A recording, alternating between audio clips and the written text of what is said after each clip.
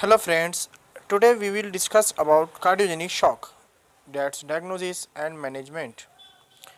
Cardiogenic shock is a life-threatening disorder and even in the best of hands and the latest treatment, it carries a mortality rate of more than 30%. The key to survival is to have prompt resuscitation with coronary artery revascularization. So friends, in cardiogenic shock essentially produces the same circulatory and metabolic as- alterations as those that are observed with hemorrhagic shock.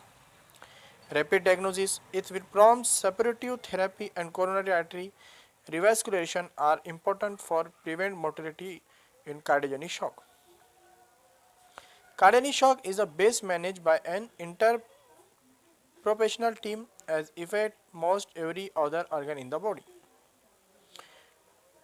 Next, diagnosis evaluation include lab evaluation, CBC and biochemical profile, comprehensive metabolic panel, magnesium phosphorus coagulation profile, TSH, ABG, lactate, BNP, cardiac enzymes that means CK, CKMB, troponins, LDH.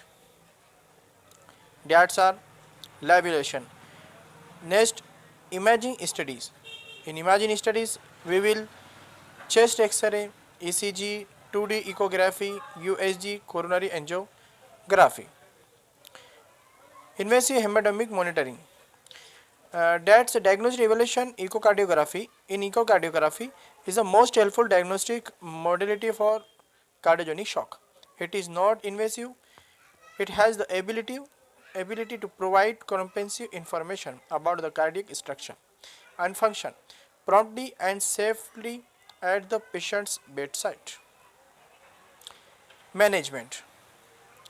Management of cardiogenic shock.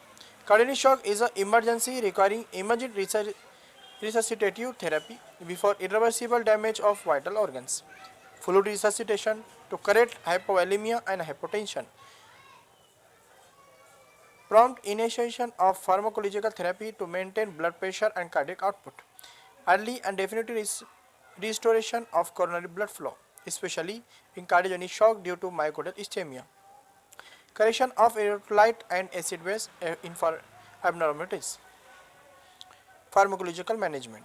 The goal of medical management is to restore cardiac output and prevent irreversible and organ damage rapidly. In patients with MI, first, in patient with MI or acute coronary syndrome, aspirin and heparin. Next, second, in patient with inadequate tissue perfusion and adequate intravascular volume to maintain MAP of 60 to 65 mm of Hg, inotropic or vasopressor drugs. Third, or next, diuretics. Diuretics are used to decrease plasma volume and peripheral edema. Invasive procedures.